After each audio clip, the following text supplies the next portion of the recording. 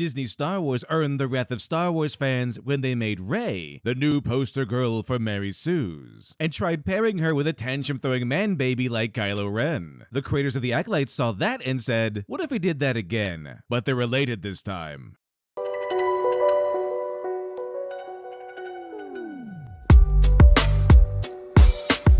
Evil cannot create. It can only corrupt what less cringy forces have made. The first episode of The Acolyte was very much a product of modern writing. And I don't even mean the show's heavy lean into social justice politics. Believe me, the woke aspect of this second-rate swill is the least of the show's problems. And one major problem in particular is what I call the binge structure of the show. Traditionally, each episode, even if we're playing through a multi-episode arc, must accomplish a goal by the end. In short, the episode must move the plot along with a setup and a payoff. The episode should begin with a set goal, and the event should build up to the final climax where we get a major payoff for the setup. Maybe we can get another clue to the villain's identity. Maybe we find out a trusted friend has been a traitor the entire time. Maybe the very thing the heroes were fighting to attain only leads to more questions. That way, we get a satisfying experience each episode, leaving us curious for the next one. Or more to the point, the writer earns the audience's return with a dramatic setup and a proper payoff. But in the binge-happy era,